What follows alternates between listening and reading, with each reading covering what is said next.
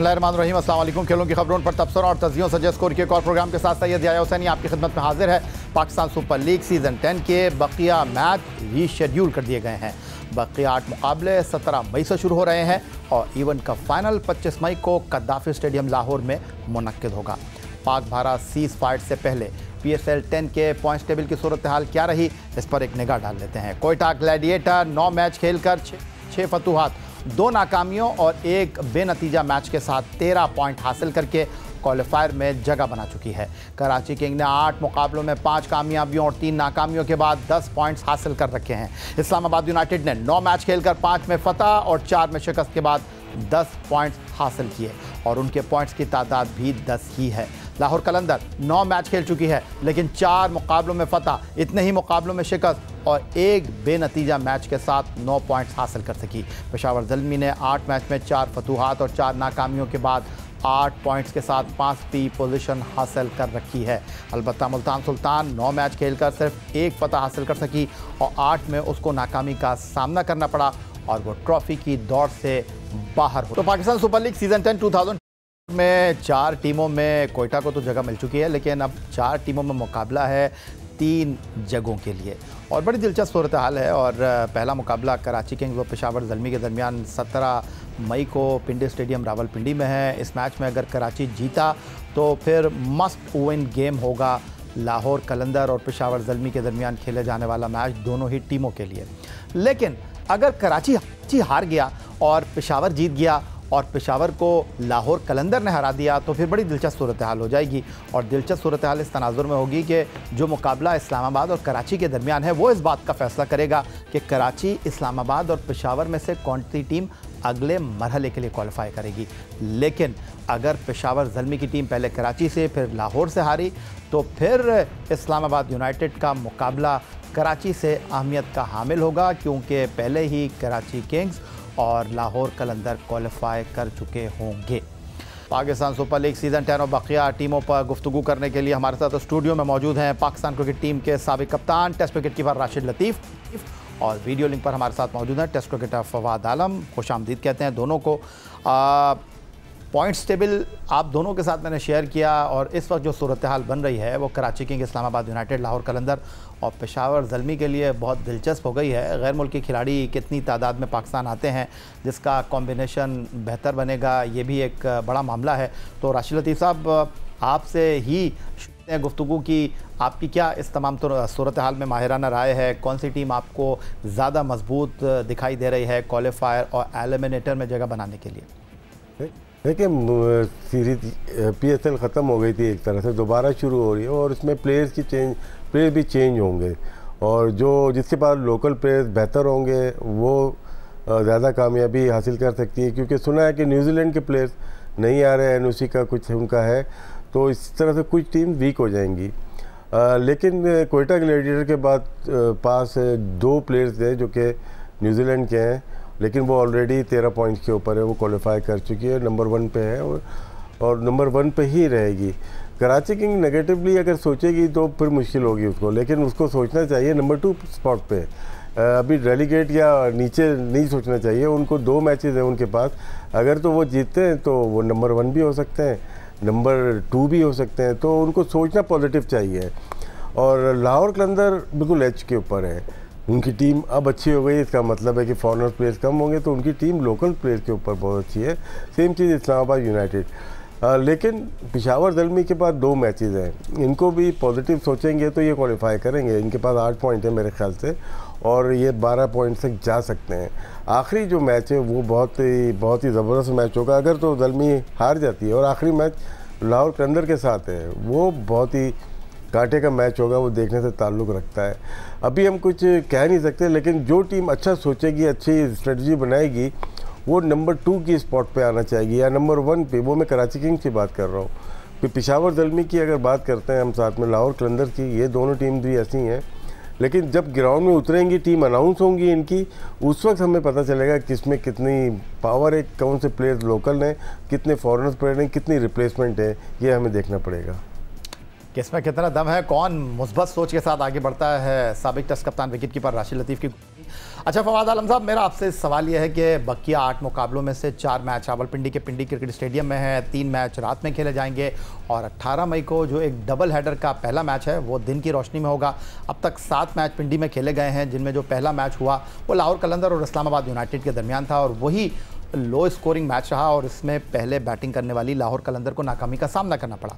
इसके बाद जो 6 मैच खेले गए हैं इसमें 200 या इससे ज़ायद रन बने और मैं पहले बैटिंग करने वाली टीम की अगर बात करूं तो उसने फतह भी हासिल की। तो इसका मतलब यह है कि टॉस अहमियत इख्तियार करेगा यहाँ पर, या ऐसा नहीं आपकी निगाह में? ये भाई T20 में जो है ना, जहाँ पर पिच अच्छा होता है ना, टॉस इतना ज़्यादा मैटर नहीं करता। अगर आप ये मेरे ख्याल से, मैं I am not sure, but अगर आपने देखा हो कि जो भी पहली बैटिंग जिसने की है पिंडी में, जो आप बता रहे हैं, और वो मैच जीते हैं, लेकिन सबों ने टॉस जीत के ज़्यादातर मेरे ख्याल से बैटिंग दी है, बैटिंग की नहीं टॉस जीत के। आई थिंक ज़्यादातर यही हुआ है। और ये होता है कि देखिए, हर टाइम आप अगर जब विकेट अच्छा है ना, चाहे विकेट जितना भी अच्छा है, लेकिन 200 रन जब हो जाते हैं ना, तो 200 का प्रेशर ही अलग होता है। और आपको अपनी टीम की एबिलिटी पता होनी चाहिए कि यार ठीक है, मेरे ख्याल से इस टीम में जो, अगर आप कहें तो इस्लामाबाद की एक ऐसी टीम है जिसको आप कह सकते हो कि यार इनके ऊपर अगर 220 230 हो गया तो ये लोग कर सकते हैं। बाकी कोई भी ऐसी टीम नहीं है जिसके ऊपर अगर 220 215 का रन आ गया, टारगेट उसको चेस करना है तो उनके लिए मुश्किल हो जाएगा। तो इसी तरह वो सेम ऐसे पिंडी की विकेट इतनी ट्रू होती है बैटिंग के लिए, तो इसलिए सब यही सोचते हैं कि यार जितना कम से कम में आउट कर लेंगे टीम को तो हम रन बना लेंगे। लेकिन हमेशा जब भी ये पिंडी में अभी जो आप जो 6 मैचों की बात कर रहे हैं वो 220 प्लस रन हुए हैं और सामने वाली टीम नहीं बना सकी, क्योंकि मुश्किल होता है फिर आपको जीतने के लिए। फवाद आलम की भी राय आपने सुनी और राशिद लतीफ़ साहब स्टूडियो में हमारे साथ मौजूद हैं और PSL आने के हवाले से जैसे जैसे दिन आगे बढ़ेंगे, PSL के जो 8 मैच हैं करीब आएंगे, तो इस हवाले से गुफ्तगू का सिलसिला जारी रहेगा। फ़िलहाल हमारा फोकस होगा पाकिस्तान क्रिकेट बोर्ड, जिसकी जानिब से अहम फैसले किए गए हैं। वाइट बॉल के नए कोच सामने आ चुके हैं। डायरेक्टर हाई परफॉर्मेंस सेंटर के लिए आकिब जावेद का तकर्रुर हो चुका है। टेस्ट टीम का कोच कौन होगा और पाकिस्तान क्रिकेट का अगला मंजरनामा क्या दिखाई दे रहा है। पाकिस्तान के दोनों टेस्ट क्रिकेटर्स हमारे साथ मौजूद हैं, इनके सामने सवालात रखेंगे एक ब्रेक के बाद।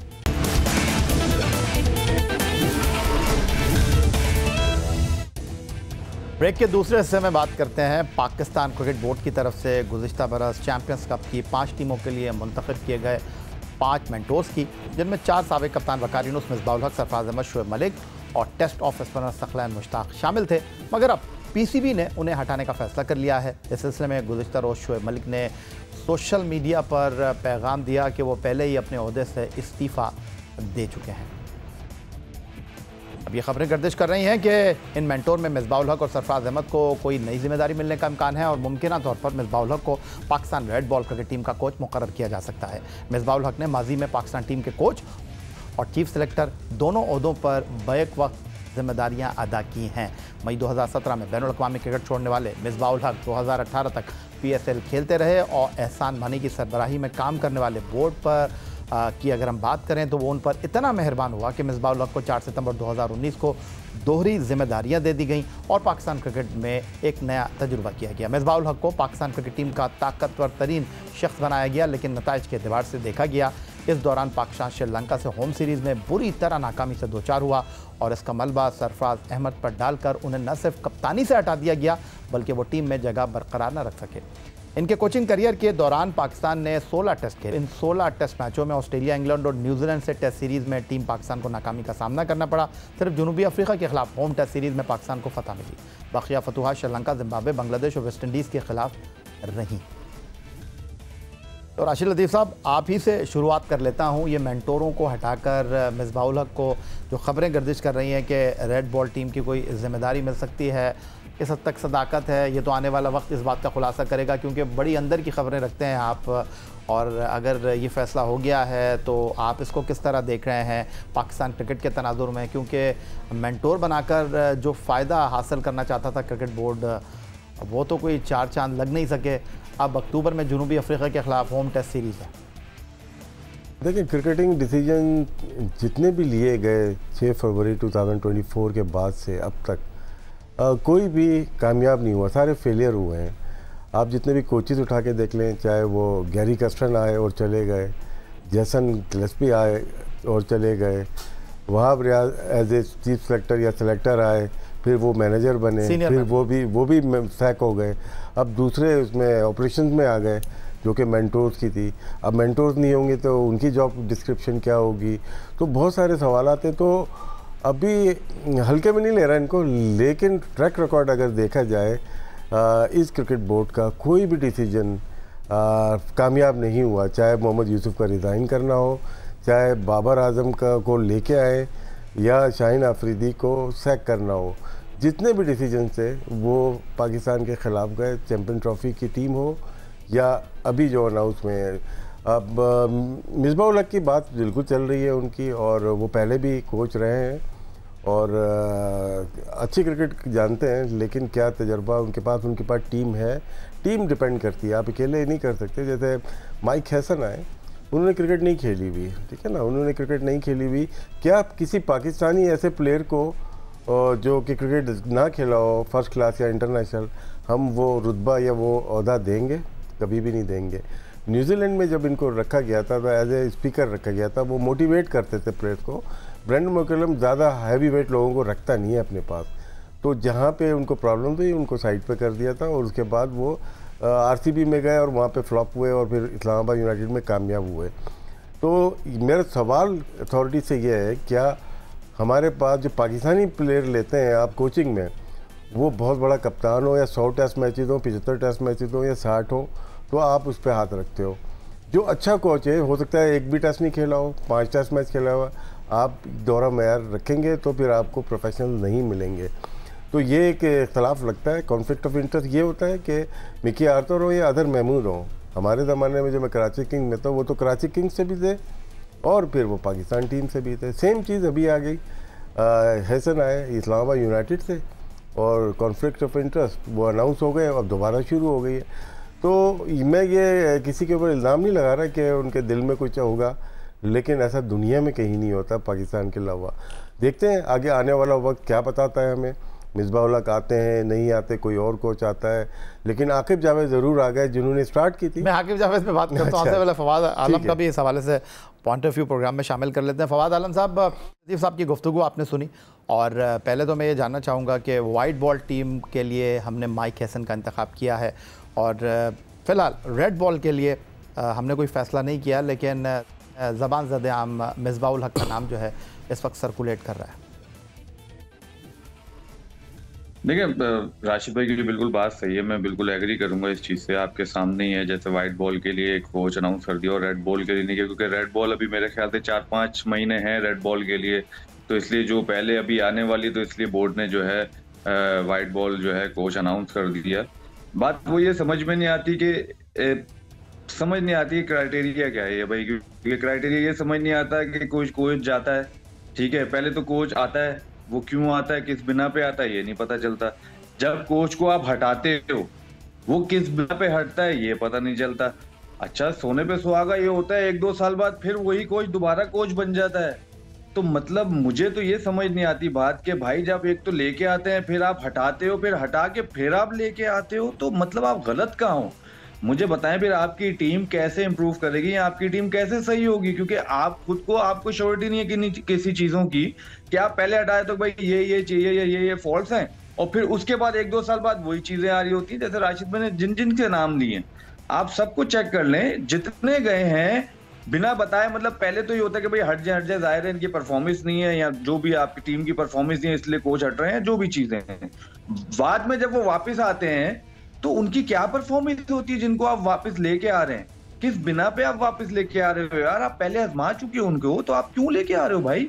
वही वाली बात है, जहां पर 4 साल पहले टीम खड़ी हुई थी, फिर 4 साल बाद वही टीम खड़ी हो जाएगी, या वही प्लेयर खड़े हो जाएंगे, या वही मेंटेलिटी साथ में 4 साल बाद भी उसी मेंटेलिटी पे हम खड़े हुए होंगे, तो हम इंप्रूव तो करेंगे नहीं। हम कहते हैं मॉडर्न क्रिकेट, तो वो तो हम कैसे इंप्रूव करेंगे? क्योंकि हमारे डिसीजन खुद ही समझ नहीं आते हमें। जैसे आपने मेंटोर्स की बात की, सारी बात की कि भाई एक तो पहली बात ये मेंटोर्स आए, अब वो मतलब आप हटा भी रहे हो, तो मतलब कुछ समझ नहीं आ रहा। और यही वाली बात है, जितने भी मेंटोर्स हटेंगे वो कहीं ना कहीं लगे हुए होंगे, तो मतलब समझ नहीं आ रही, तो बेहतरी तो कहीं नहीं आ रही। आप बस मेंटोरी को, जो मेंटोर्स हैं हमारे माशाल्लाह, उनकी बेहतरी जरूर हमें नजर आएगी, तो उनको कोई ना कोई अलग फील्ड जरूर मिल जाएगी। तो राशिद लतीफ़ साहब, ये जो अभी आगे का क्या होगा, ये जो फवाद आलम ने सवाल उठाया है कि अगर कोई जाता है फिर वो वापस किस बुनियाद है, और अगर आप किसी को हटाते हैं तो फिर आप वापस उसको कैसे ले लेते हैं। मैं यही सवाल आपके सामने रखना चाहूँगा कि जो इस वक्त सिनेरियो बनता हुआ आपको दिखाई दे रहा है, जो सबसे बड़ा सवाल था रेड बॉल टीम की कोचिंग के हवाले से कि जी साल में हम मेरा ख्याल है 4 टेस्ट मैच खेलते हैं।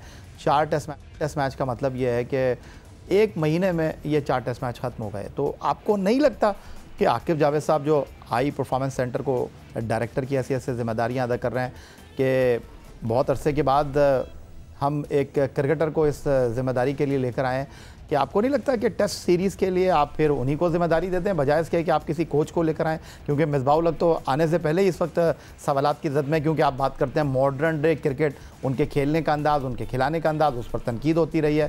तो देखिए, टेस्ट क्रिकेट में हमें चाहिए तो है अच्छा कोच जो कि स्टेबल हो और अपनी उसका करियर भी अच्छा हो। तो मिसबाह-उल-हक का रिकॉर्ड तो बहुत अच्छा है, ऐसा नहीं है, लेकिन हम पास में हम जाएंगे। जब मिकी आर्थर को हटाया गया था, जाहिर सी बात है ये कमेटी एक बनी थी जिसके रुकन मिसबाह-उल-हक भी थे, और फिर यही तय पाया कि मिसबाह-उल-हक ही कोच आ गए, तो वो भी कॉन्फ्लिक्ट ऑफ इंटरेस्ट में ही आता है।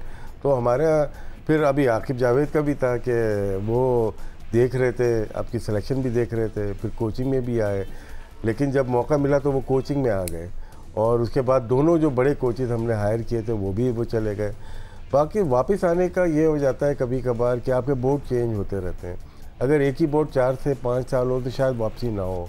अगर मिसबाह-उल-हक की बात करते हैं तो वो मानी साहब के ज़माने में शायद आए थे, या रमीज़ राजा साहब के ज़माने में चले गए थे।